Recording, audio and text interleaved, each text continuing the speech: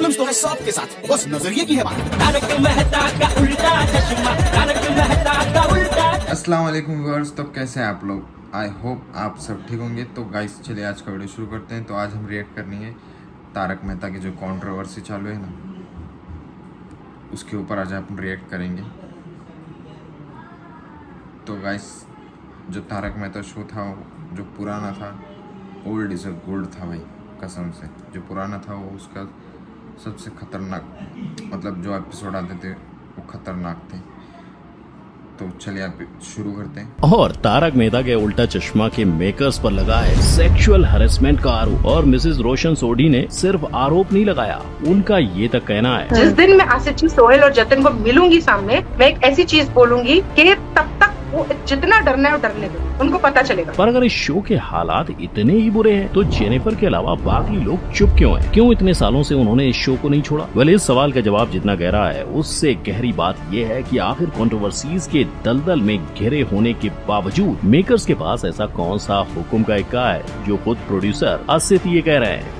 आप बिल्कुल चिंता मत करिए, मेरे साथ मेरी पूरी टीम है। क्या उनका हुक्म का इक्का शो ना छोड़कर जाने वाले एक्टर्स हैं? क्योंकि अगर बात करें शो की most glamorous actress Babita ji की, तो शो छोड़ के ना जाने पर मुनमुन दत्ता ने कहा, Are you planning to leave TMKOC? Really? Do you want me to leave?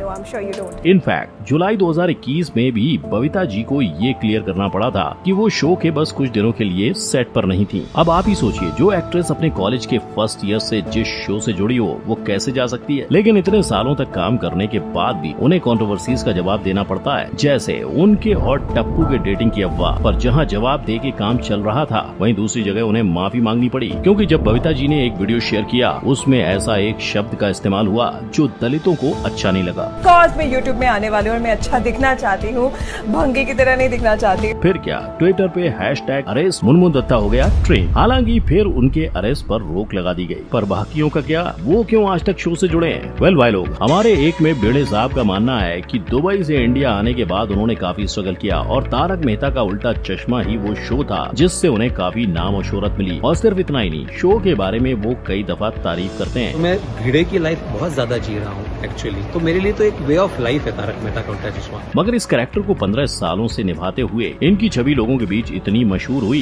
कि इनके बिल्स भी आत्माराम भिड़े के नाम से ही आते हैं। लेकिन इस शो के जेठालाल की फैन फॉलोइंग भिड़े से थोड़ी ज्यादा है। और क्यों ना हो, दिलीप जोशी 1987 से एक्टिंग की दुनिया में कदम जमाए बैठे हैं। इनफैक्ट असित मोदी के साथ तो दिलीप जोशी ने 20 सालों तक काम किया है, जहाँ उन्होंने साथ में ये सीरियल की थी। तो सोचो, जो जोड़ी का साथ इतने सालों का है वो कैसे ही टूट सकती है? और शो के अंदर भी कितने एक्टर्स का साथ 10 सालों से ज्यादा का है। इस वजह से एक्टर्स के बीच भी काफी पारिवारिक माहौल रहता है। अब इतने घने रिश्ते और इन एक्टर्स की मेहनत वेस्ट कैसे जाती? 15 सालों का सफर, 3500 एपिसोड की मेहनत, ऑडियंस के साथ ने इस शो को हर साल अपनी जगह टॉप 10 शोज में बनाए रखने में मदद की है। हालांकि दया भाभी के जाने से शो को थोड़ा धक्का जरूर लगा, पर शो के निर्माता असित मोदी ने इसका भी तोड़ निकाल लिया। दया को वापस लेकर आओ, जिसे लेकर असित मोदी जल्द ही कुछ अनाउंसमेंट भी करने वाले हैं। और ये कॉन्फिडेंस क्यों ना हो, तारक मेहता का उल्टा चश्मा लॉकडाउन के बाद नंबर 1 शो भी बन गया था। पर जहां ये शो टीआरपी का आसमान छू रहा है, वहीं दूसरी तरफ ऑडियंस से अब इतना रिस्पांस नहीं आ रहा। क्यों? वेल, ऑडियंस के शो से डिस्कनेक्ट होने का सबसे बड़ा कारण है शो के एक्टर्स का शो छोड़कर जाना।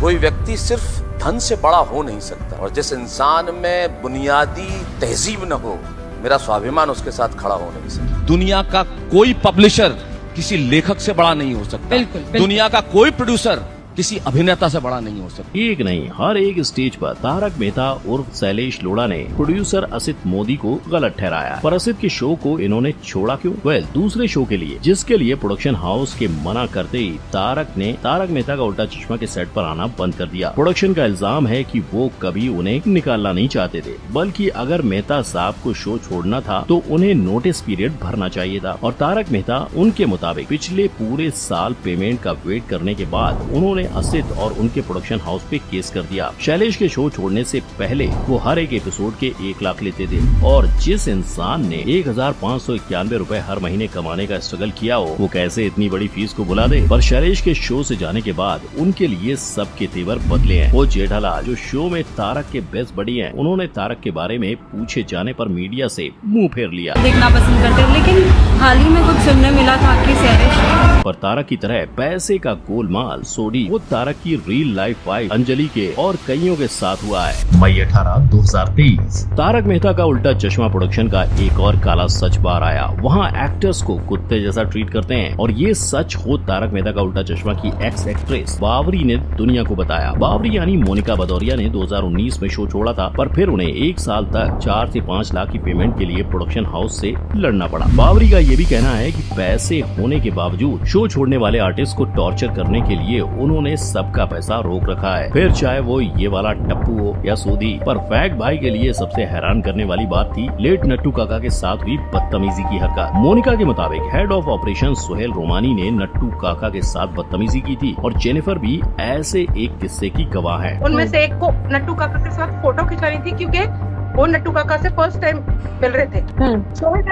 एक मिनट फोटो नहीं लेनी, आप जाओ नट्टू काका जाओ, आपके ऑटो वेट करिए, ऐसे करके उनको भगा दिया। बावरी का कहना है कि तारक मेहता का उल्टा चश्मा के सेट पर गुंडागर्दी करना और खुद को भगवान बुलाना असित का काम है, इसीलिए शो से जुड़े रहने के लिए कोई उनके खिलाफ नहीं जाता। खुद जेनिफर, जिनकी वजह से आज असित और तारक मेहता का उल्टा चश्मा चर्चा में है, उन्होंने भी बाकी एक्टर्स के निकलने पर नहीं, अब खुद प्रॉब्लम में पड़ने पर मीडिया में बात की है। चुप्पी को मेरी कमजोरी मत समझना, मैं चुप थी क्योंकि सलीका है मुझ में। मिसेस रोशन सोनी ने प्रोड्यूसर असित मोदी, उनकी टीम के हेड ऑफ ऑपरेशन सोहेल रोमानी और असिस्टेंट जतिन बजाज के खिलाफ 8 अप्रैल 2023 को सेक्सुअल हरेसमेंट का केस किया है। पर यह कहानी 2018 से शुरू हो चुकी थी। 2019 में जब तारक मेहता का उल्टा चश्मा की पूरी टीम सिंगापुर गई थी, तब असित ने मिसेस रोशन सोनी उर्फ जेनिफर से ये कहा था। उन्होंने मुझे अगले दिन बोला, तुम्हारी रूम पार्टनर तो रात को चली जाती, घूमने जाती, तुम क्या करती हो अकेले रूम में, आ जाया करो बिस्किट पीते हैं। और जब कई बार कहने पे भी जेनिफर ने बातों को अनदेखा किया, तो उन्होंने एक दिन ये तक कह दिया। खड़ी थी, कॉफी निकाल रही थी, वो एकदम मेरे बाजू में से आए, धीरे से उन्होंने मेरे को बोला, तुम्हारे होठ ना बड़े सुंदर है,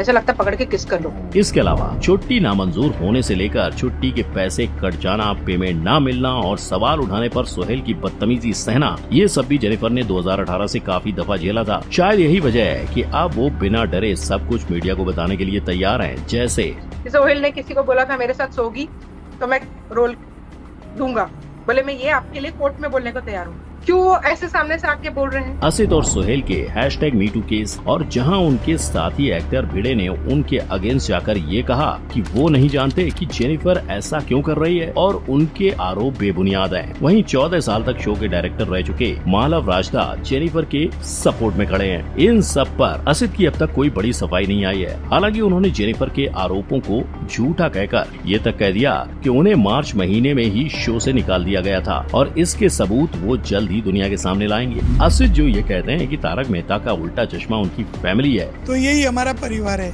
उनका ये भी कहना है कि अगर शो के लिए उन्हें पुराने लोगों को रिप्लेस करना पड़ेगा तो वो पीछे नहीं हटेंगे। छोड़ के जाते तो दुख तो होता है, लेकिन ऑडियंस को चिंता करने की जरूरत नहीं है, क्योंकि the show must go on. और इन सारी कंट्रोवर्सीज से हट के इस शो को कई और प्रॉब्लम्स का भी सामना करना पड़ा, जैसे जेठालाल का ये कहना।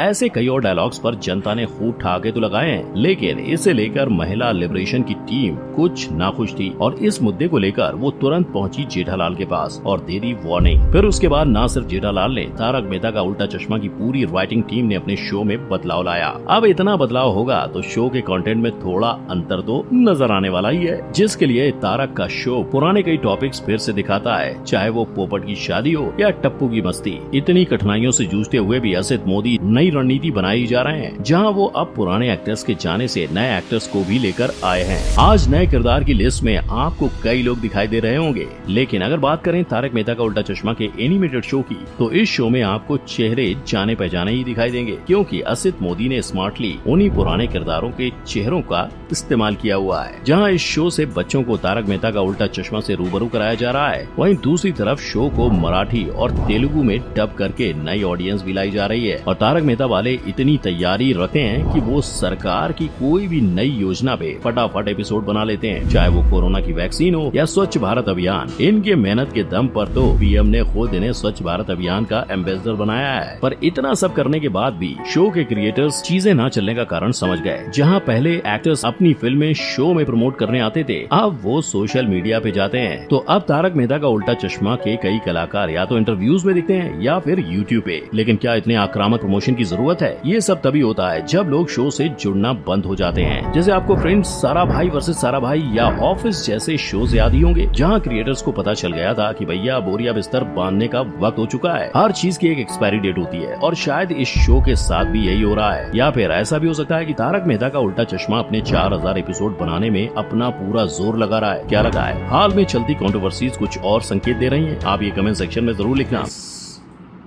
2008 में शो शुरू हुआ था, तब से मतलब मैंने तो 2012 से देखना शुरू किया है। तो भाई पुराने एपिसोड जो यूट्यूब पर देखे हैं वो तो खतरनाक थे। और रही बात ये जो कंट्रोवर्सी चल रही है, अभी देखते हैं आगे क्या क्या होता है। क्योंकि जेनिफर जो है उन्होंने बताया कि मेरे पास सिर्फ 80,000 है पैसे और उनको 7 लड़कियों को भी संभालना होता है। तो भाई ऐसे टाइम पे आके ऐसा बोलना ये क्या है पता नहीं। देखते हैं आगे चल के क्या क्या होते हैं। तो वीडियो पसंद आया लाइक शेयर सब्सक्राइब करना ना भूलिए। तो मिलते हैं नेक्स्ट वीडियो में। खुदा हाफिज़।